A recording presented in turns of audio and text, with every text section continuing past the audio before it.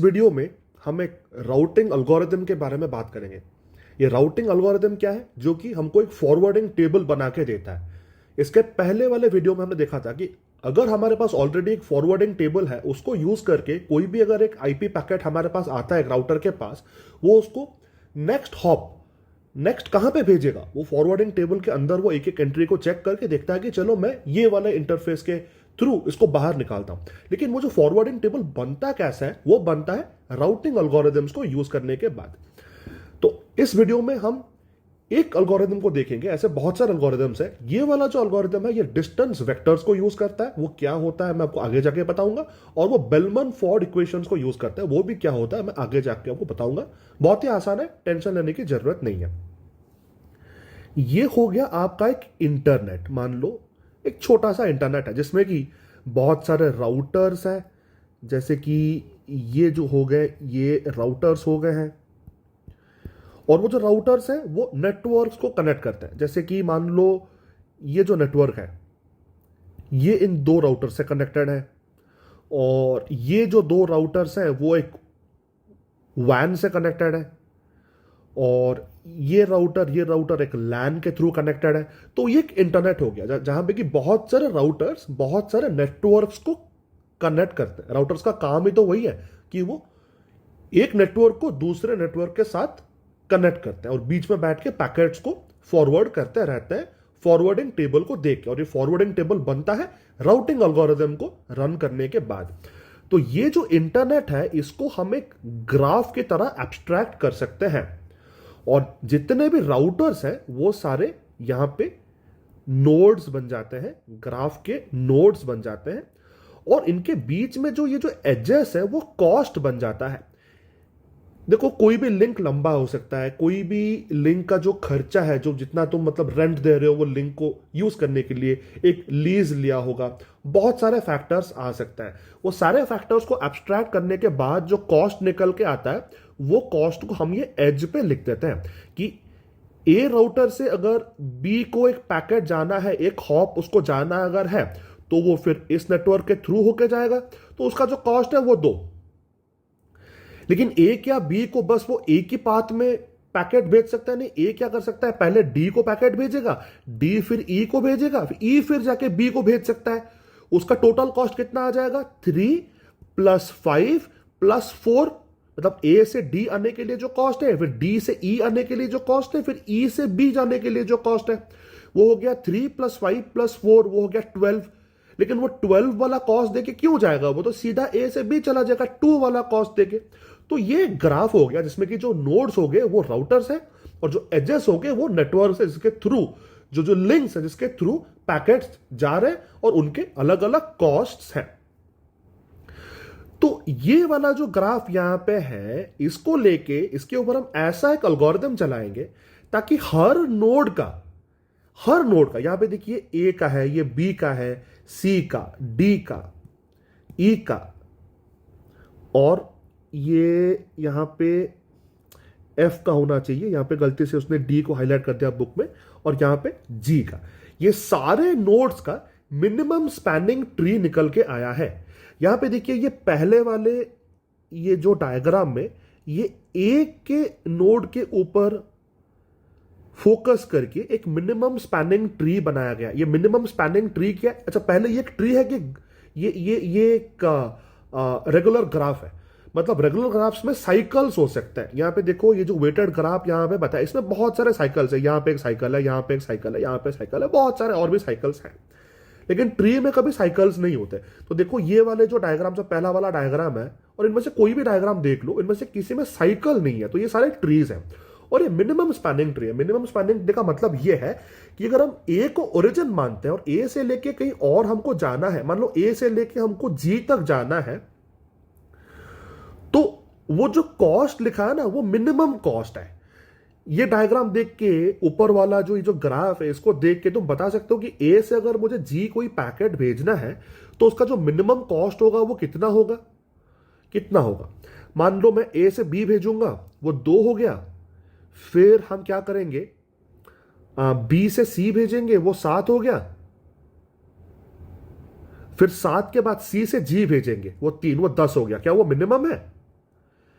शायद वो मिनिमम नहीं है। जो मिनिमम है वो यहां पे इस ट्री में दिखाया गया, जैसे कि वो ए से बी भेज रहा है, उसका कॉस्ट यहां पे 2 आ गया। फिर बी से ई भेज रहा है जिसका कॉस्ट 4 आ गया, मिला के 6। यहां पे देखो 6 भी लिखा गया है यहां पे। फिर ई से एफ भेजेगा, उसका कॉस्ट है 2, तो एफ तक पहुंचते पहुंचते उसका कॉस्ट 8 हो गया। फिर एफ से जी कॉस्ट है 1, उसको 8 से 1 मिलाने के बाद 9 हो गया। तो ये जो पाथ था ए से बी, बी से सी, सी से जी, उसमें कॉस्ट 10 आ रहा था, तो वो मिनिमम स्पैनिंग ट्री का एक वो पाथ हो नहीं सकता। लेकिन ए से बी, बी से ई, ई से एफ, एफ से जी, उससे मिनिमम कॉस्ट आता है ए से जी जाने के लिए। ऐसे होते होते सारे जो नोड्स हैं ए से लेके उन सब तक आपको एक पाथ मिल जाएगा जिसका कि मिनिमम कॉस्ट जो जिसका निकल के आ रहा है उसको मिनिमम स्पैनिंग ट्री बोलते हैं। तो एक ग्राफ को लेके हम सारे नोड्स को एक एक करके सोर्स बना के अलग अलग ट्रीज निकाल सकते हैं। ये सारे के सारे ट्रीज अलग है, मतलब यहां पे जो ट्री है, यहां पे जो ट्री है वो अलग है, क्योंकि यहां पे सी को हमने फोकस किया है, सी को हमने सोर्स मान रखा है, और सी से लेके अलग अलग नोड्स तक जाने के लिए जो कॉस्ट है, वो जो मिनिमम कॉस्ट है, वो निकाल के हमने उन नोड्स के ऊपर लिख दिया। और जो पाथ है वो यहां पे, जैसे कि सी से अगर डी जाना है तो सी से पहले बी जाएगा, बी से फिर ए जाएगा, ए से फिर डी जाएगा, और जो टोटल कॉस्ट है वो 10 है। और कोई पाथ में अगर जाता तो 10 का कॉस्ट नहीं आता, शायद उससे ज्यादा आता। तो अभी जाके हमको देखना है कि ये जो स्पैनिंग ट्रीज, ये जो मिनिमम स्पैनिंग ट्रीज को निकालने के लिए हम कैसे एक एल्गोरिथम को यूज कर सकते हैं। ठीक है, इसमें डिस्टेंस वेक्टर्स यूज होता है। ये डिस्टेंस वेक्टर क्या है? हर नोड पे हम एक वेक्टर, एक कॉलम, एक टेबल स्टोर कर सकते हैं जिसमें कि ये करंट टाइम पे उस नोड को जो मिनिमम कॉस्ट पता है वो चेंज होता रहता है। डिस्टेंस वेक्टर चेंज होते रहते हैं इन टाइम, वो चेंज होते रहते हैं। कोई एक पर्टिकुलर टाइम में मान लो ए के पास एक वेक्टर होगा, ठीक है, ये यहां पे मैंने ए लिख दिया, और ए के पास एक वेक्टर होगा A B C D E F G, और वो ये बोलेगा मुझे ए से अगर ए जाना है तो मेरा कॉस्ट है 0, कोई कॉस्ट नहीं है। लेकिन ए से अगर बी जाना है तो ये है कॉस्ट अभी के लिए। और मान लो अगर हम ए से लेके जी तक अगर डायरेक्टली अगर पहुंच नहीं सकते अभी के लिए, तो उसका कॉस्ट हम इन्फिनिटी डाल देंगे। ठीक है, ऐसे कुछ कुछ करके कॉस्ट हम भरेंगे। ये अब इस टाइम के लिए है, लेकिन ऐसा नहीं है कि आगे से जाके ए को फिर पता नहीं चलेगा कि जी कैसे जाता है, वो पता चलेगा, लेकिन शुरू शुरू में शायद पता नहीं है, तो उसको वो इन्फिनिटी करके रखेगा। और जो भी उसको कॉस्ट पता है अब तक, वो इसके डिस्टेंस वेक्टर में स्टोर्ड होगा। ये डिस्टेंस वेक्टर है, इसको हम कैपिटल डी में भी लिखते हैं। ये डिस्टेंस वेक्टर है, और इसका जो नोटेशन है यहां पे वो देख लो एक बार। डी एक्स वाई का क्या मतलब है? मतलब x से लेके y तक जाने के लिए अभी x के डिस्टेंस वेक्टर में क्या है? x के डिस्टेंस वेक्टर में y तक पहुंचने के लिए अभी करंटली क्या होना चाहिए? वो कैसे निकालेंगे? वो इस बेलमन-फोर्ड इक्वेशन से निकालेंगे। मतलब आप बोलोगे कि ज्योति, ये जो शुरू में ए के पास जो डिस्टेंस वेक्टर है उसमें तो ए तो सबसे कनेक्टेड डायरेक्टली है नहीं, तो कुछ कुछ तो इंफिनिटी हो गया। ए को अब तक पता नहीं है कि बाकी के लोग उससे कनेक्टेड है, वो शायद इसको हेल्प कर सकते हैं जी तक पहुंचने के लिए। तो फिर ए का जो डिस्टेंस वेक्टर है वो इवॉल्व कैसे करेगा? वो आगे जाके और बेटर कैसे होगा टाइम में? वो ऐसे होगा कि ए के जो नेबर्स हैं वो पीरियोडिकली ए को बताते रहेंगे कि देखो ये हमारा डिस्टेंस वेक्टर है, हम तुमको बता रहे हैं। तुम शायद कोई एक नोड से कनेक्टेड नहीं हो, लेकिन हम उनसे कनेक्टेड हैं। तुमको अगर उनको कोई पैकेट भेजना है, तुम हमारे थ्रू भेज सकते हो। तो ए फिर क्या करेगा? अपना एक डिस्टेंस वेक्टर को अपडेट करने की कोशिश करेगा कि चलो बी ने मुझे यह बताया कि वो सी से कनेक्टेड है, लेकिन अभी सी का देखो डायरेक्टली अभी शुरू में ये जो ए है ये तो सी से डायरेक्टली कनेक्टेड नहीं है, तो ए का जो इनिशियल डिस्टेंस वेक्टर होगा इसमें सी वाले एंट्री में इंफिनिटी होगा। लेकिन बी डायरेक्टली कनेक्टेड है, तो बी क्या कर सकता है? ए को बता सकता है कि देखो ए, मैं तुमको एक नेबर के हिसाब से यह बता रहा हूं तुम्हारे शायद भलाई के लिए कि मैं सी को पहुंच सकता हूं, और मेरा जो कॉस्ट है सी को पहुंचने के लिए वो 5 है। देखो ये इंफॉर्मेशन को तुम कैसे यूज कर सकते हो। तो ए क्या करेगा? देखिए कि यार मेरा तो अभी करंट कॉस्ट इंफिनिट है, लेकिन बी बता रहा है कि वो सी को 5 के कॉस्ट में पहुंच सकता है। मेरा कॉस्ट तो इंफिनिट है। अच्छा, मैं फिर बी को यूज करके सी तक पहुंच सकता हूं, तो मेरा कॉस्ट कितना होगा अभी? अच्छा, बी को पहुंचने के लिए मेरा कॉस्ट है 2, और बी मुझे यह बता रहा है कि वो सी को पहुंच सकता है 5 यूज करके।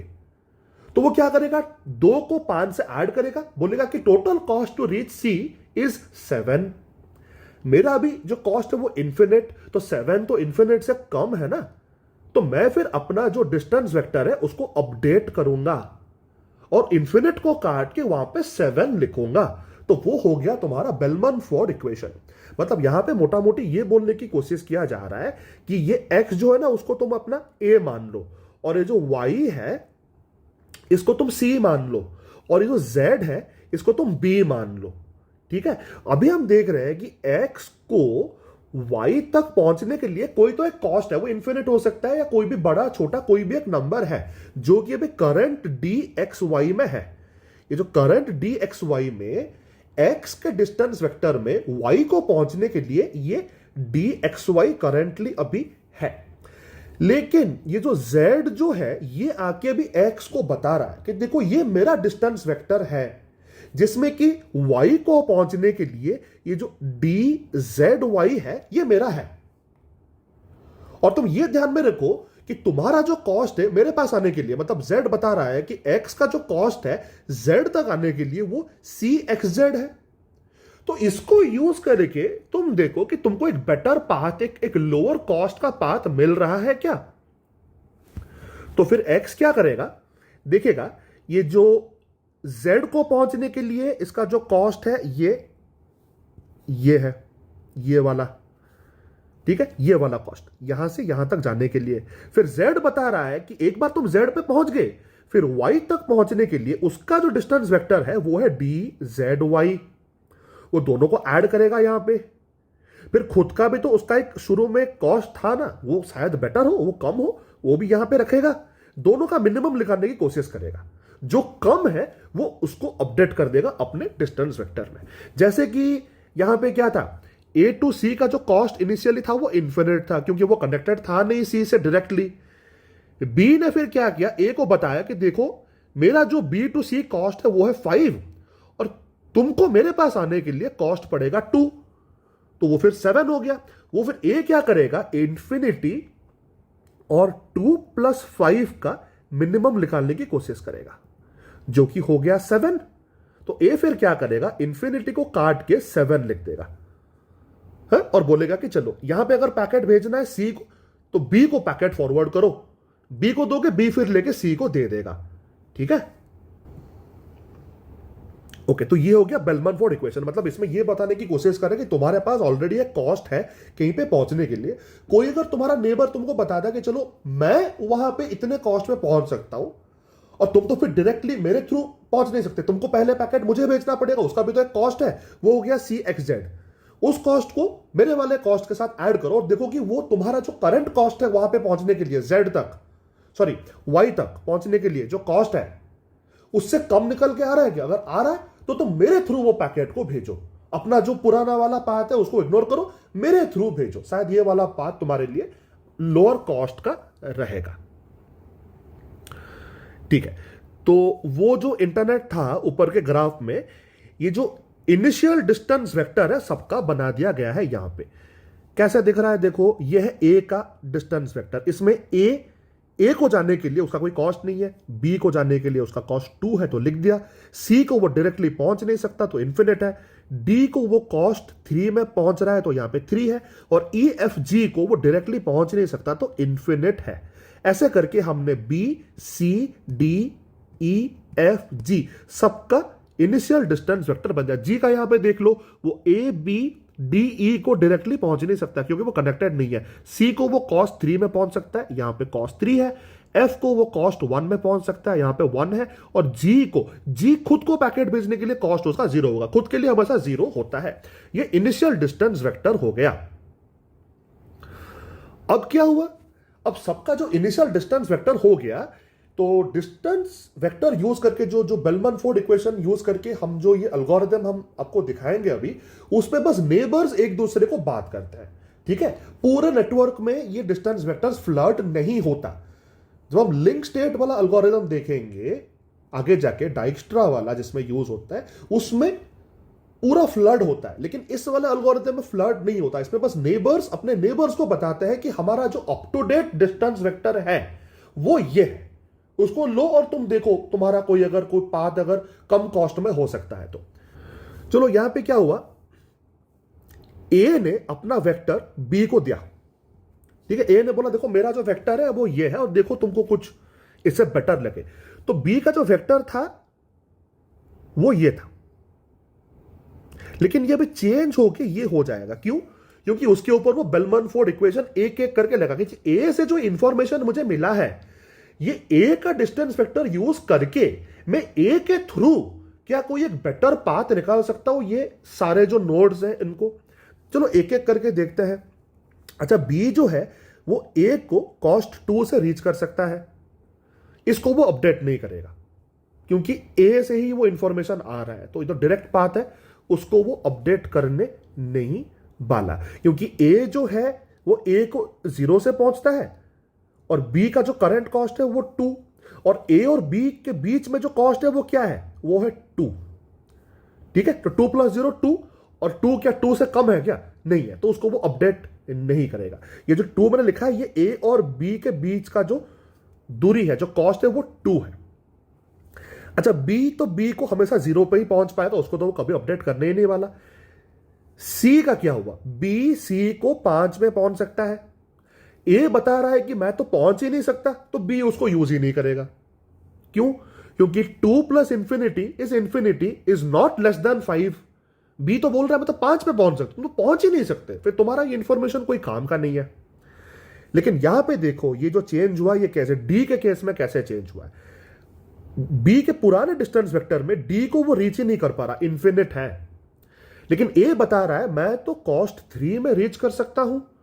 तो बी क्या करेगा, बोलेगा अच्छा मुझे अगर ए के थ्रू एक पैकेट डी को भेजना है, पहले मुझे ए तक पहुंचना पड़ेगा जिसका कॉस्ट है 2, फिर ए उसको डी तक पहुंचा देगा कॉस्ट 3 में, तो टोटल कॉस्ट 5 हो गया। 2 + 3, 2 + 3 क्या इंफिनिटी से कम है? हां, तो वो इंफिनिटी को काट के यहां पे 5 कर देगा।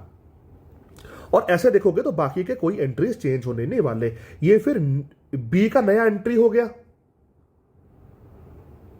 ठीक है।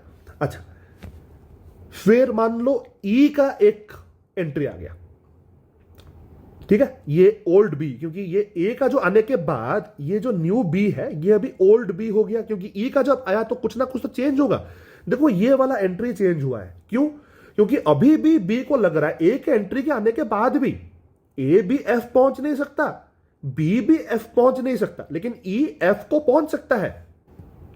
और बी और ई में जो डिस्टेंस अभी कितना है, वो है 4, ठीक है। यहां पे मैं 4 लिख देता हूं, cost to reach E is 4। अच्छा, ये जब ई का जब डिस्टेंस वेक्टर बी के पास आया, क्योंकि ई एक बी का एक नेबर है, वो भेज सकता है बी को, ए बी का एक नेबर था तो उसको उसने भेजा, बस नेबर ही भेजता है, वो कभी एक नेबर को क्रॉस करके उसके नेबर के पास जाता नहीं है जो डिस्टेंस वेक्टर, ठीक है। तो ई बता रहा है कि वो एफ को कॉस्ट 2 में पहुंच सकता है, बी देख रहा है कि यार मैं तो पहुंच ही नहीं सकता, लेकिन ई मुझे बता रहा है कि वो एफ तक पहुंच सकता है।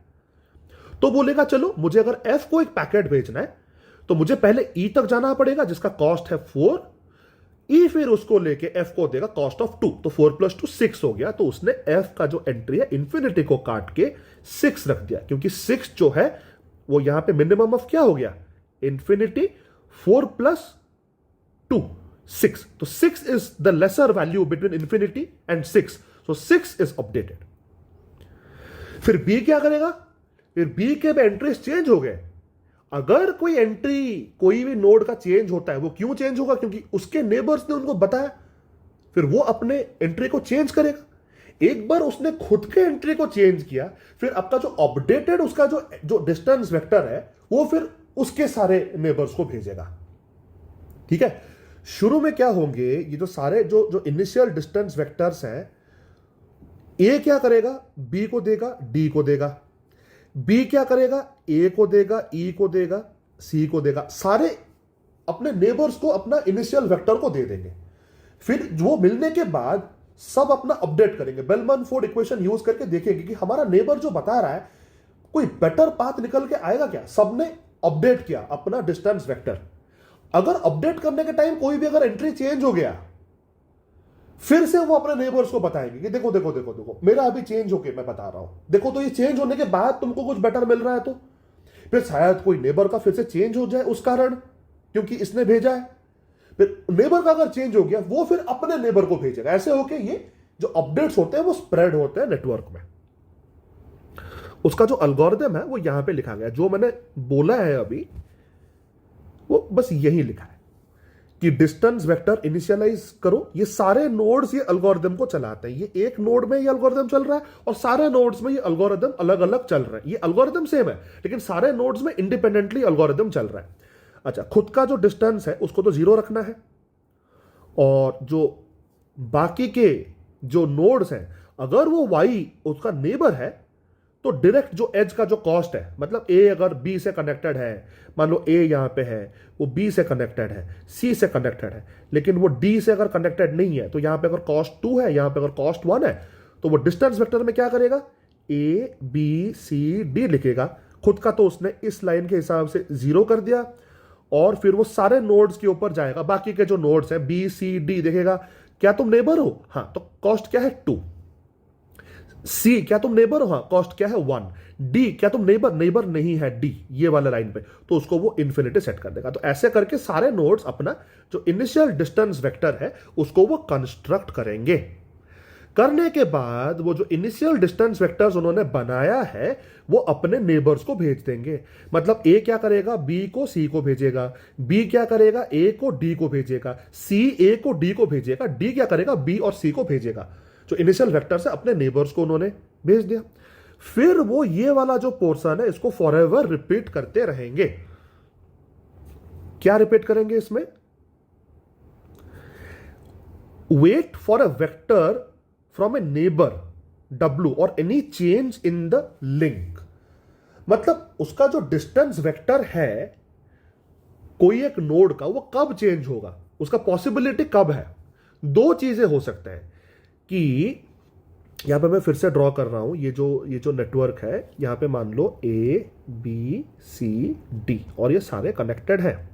ये A का डिस्टेंस वेक्टर कब चेंज हो सकता है, मान लो B ने कोई एक अपडेट दिया या C ने कोई अपडेट दिया, या फिर जो लिंक्स है ना, इन लिंक्स के वैल्यूज चेंज हो गया। मानो पहले कॉस्ट 2 था, अब ये चेंज हो गया, मान लो ये 5 हो गया, कॉस्ट बढ़ गया। तो फिर डिस्टेंस वेक्टर में भी तो चेंजेस आएंगे ना। तो अगर लिंक्स चेंज होते हैं, उनके कॉस्ट चेंज होते हैं, क्या पता लिंक कट गया तो उसका वो इन्फिनिट हो गया, वो लिंक से कुछ पहुंच ही नहीं पाएगा। तो लिंक्स चेंज होते हैं या फिर नेबर से अपडेट आता है, ये दोनों के केस में, ठीक है, कोई भी अगर लिंक में चेंज आया है या फिर नेबर से कोई एक अपडेट आया है, तो हमको फिर बेलमैन फोर्ड इक्वेशन चलाना है। इस इक्वेशन में क्या होता है, हम देखते हैं कि चलो नेबर से कोई एक इंफॉर्मेशन आया है, चलो देखते हैं कि ये नेबर का इंफॉर्मेशन, नेबर का डिस्टेंस वेक्टर को यूज करके हम कोई एक नोड को एक बेटर तरीके से कम कॉस्ट में पहुंच सकते हैं क्या। हमारा अभी करंट कॉस्ट ये है, उस नोड को पहुंचने के लिए हमारा जो नेबर का जो नोड है उसका जो कॉस्ट है वो क्या है, ये वाला पार्ट है, ठीक है। हमारे पास जो करंट कॉस्ट है वाई को पहुंचने के लिए वो ये वाला है, लेकिन हमारा नेबर बता रहा है कि वो वाई को इतने कॉस्ट में पहुंच सकता है। फिर हम इन दोनों को ऐड करेंगे, नेबर को पहुंचने के लिए ये वाला कॉस्ट है, फिर नेबर बोल रहा है कि वो डेस्टिनेशन को पहुंच सकता है, ये वाला कॉस्ट, दोनों को ऐड करेंगे, हमारा करंट कॉस्ट जो है उस नोड को वाई को पहुंचने के लिए वो कितना है वो देखेंगे। अगर कम निकल के आया नेबर वाला इंफॉर्मेशन को यूज करके, फिर हम अपना डिस्टेंस वेक्टर को चेंज करेंगे। अगर कोई चेंज आया है तो हम फिर अपने सारे नेबर्स को बता देंगे कि देखो देखो देखो हमारा तो डिस्टेंस वेक्टर चेंज हो गया, शायद तुम इसको यूज करो।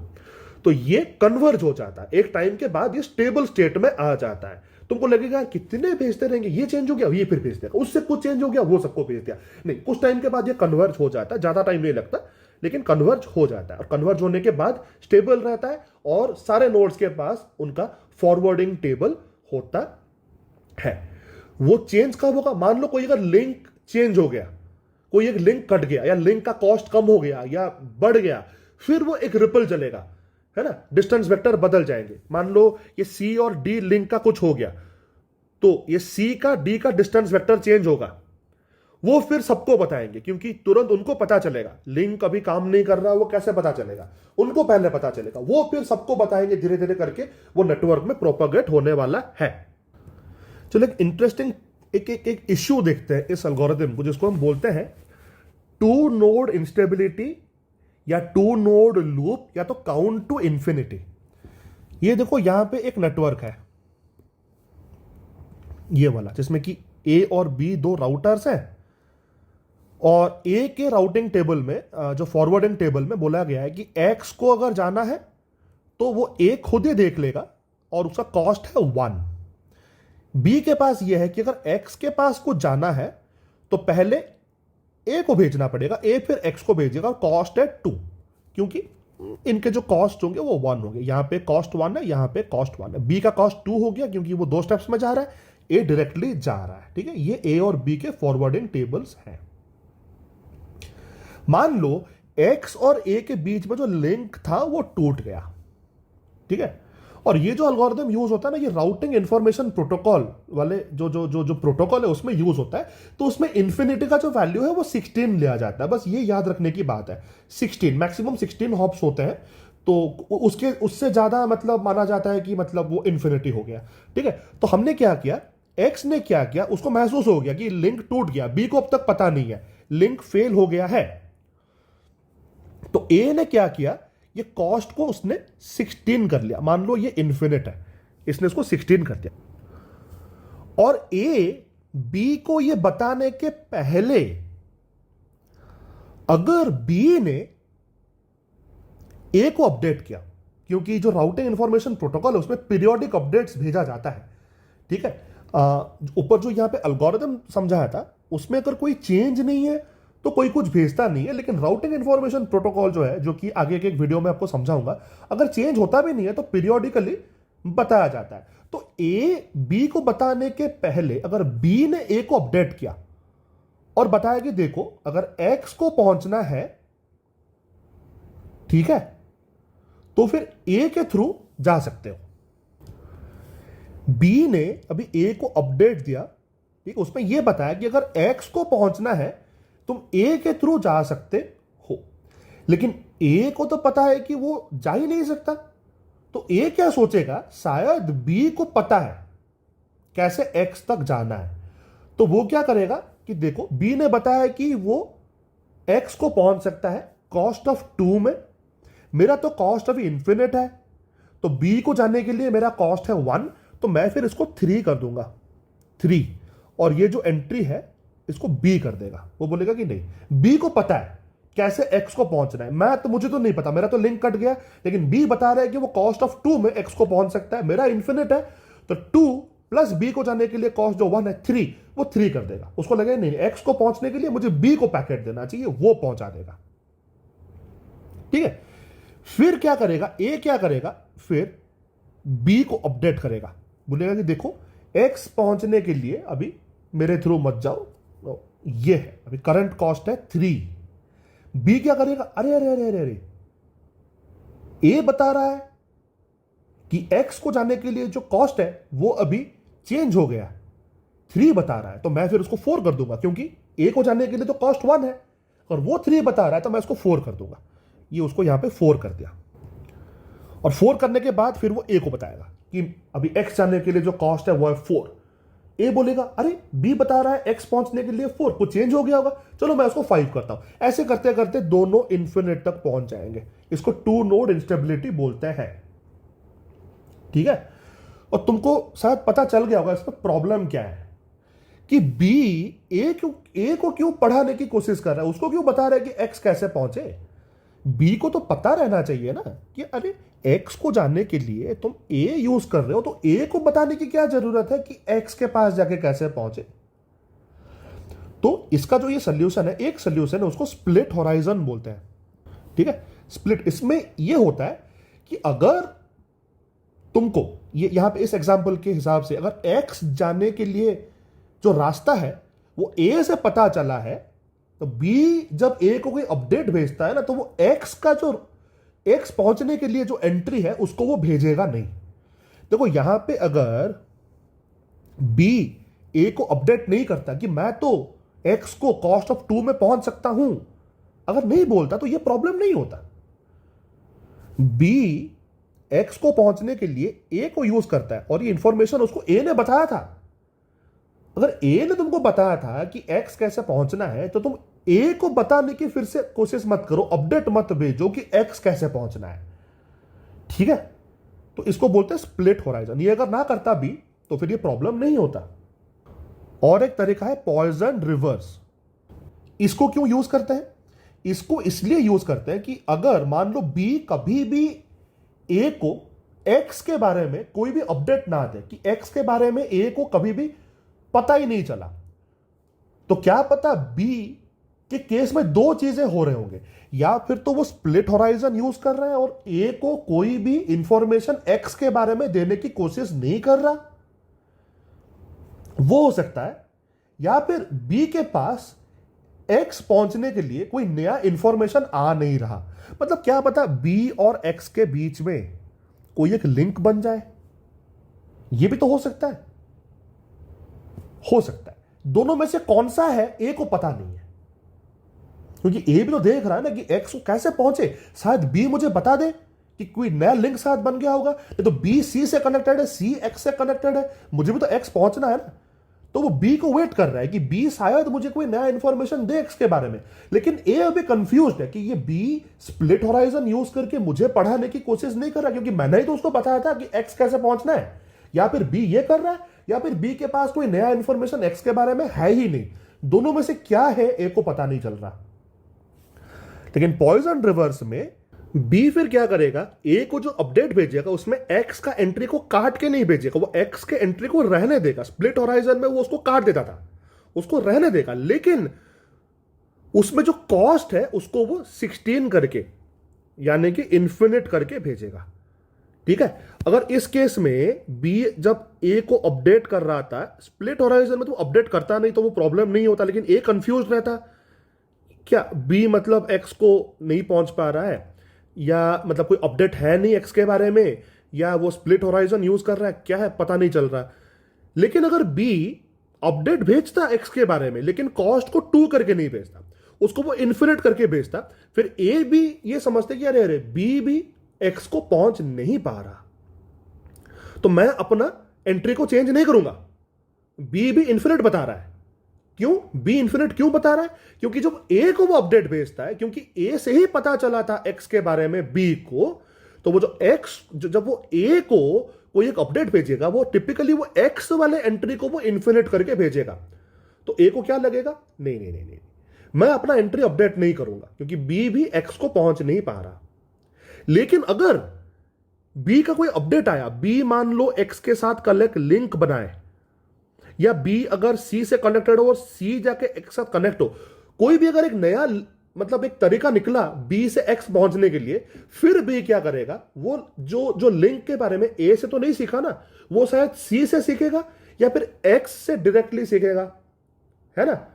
फिर वो क्या करेगा, फिर वो जो ए को जो बताएगा, पॉइजन रिवर्स यूज नहीं करेगा, वो डायरेक्टली ए को बताएगा कि देखो अभी मैं एक्स को पहुंच पा रहा हूं और ये मैंने तुमसे नहीं सीखा, इसीलिए मैं इन्फिनिट करके नहीं भेज रहा, यह नया कॉस्ट है, तुम शायद नहीं पहुंच पा रहे हो, लेकिन मैं अभी मान लो कॉस्ट 5 से पहुंच पा रहा हूं। फिर जाके ए अपडेट करेगा उसके एंट्री को। ठीक है, तो स्प्लिट होराइजन में जिससे तुम सीखे हो उसको मत भेजो उसके अपडेट्स, लेकिन अगर नहीं भेजोगे तो वो कंफ्यूज रहेगा कि वो स्प्लिट होराइजन यूज कर रहा है या फिर उसके पास कोई अपडेट्स है ही नहीं उसके बारे में, एक्स के बारे में। पॉइजन रिवर्स में तुम जिससे सीखे हो उसको हमेशा वो वाला एंट्री को इन्फिनिट करके दो, ताकि ए कभी भी बी से अपडेट पाने के बाद एक्स के बारे में उसका रूट को चेंज ना करे, कॉस्ट को चेंज ना करे। लेकिन अगर बी का कोई नया पाथ निकल के आए तो वो नए पाथ के बारे में तो वो ए से नहीं सीखेगा, किसी और से सीखेगा। तो जब वो ए को अपडेट भेजेगा तो वो पॉइजन रिवर्स में इन्फिनिट करके नहीं भेजेगा, जो नया कॉस्ट है जो कि वो पहुंच पा रहा है एक्स को, वो यूज करके भेजेगा।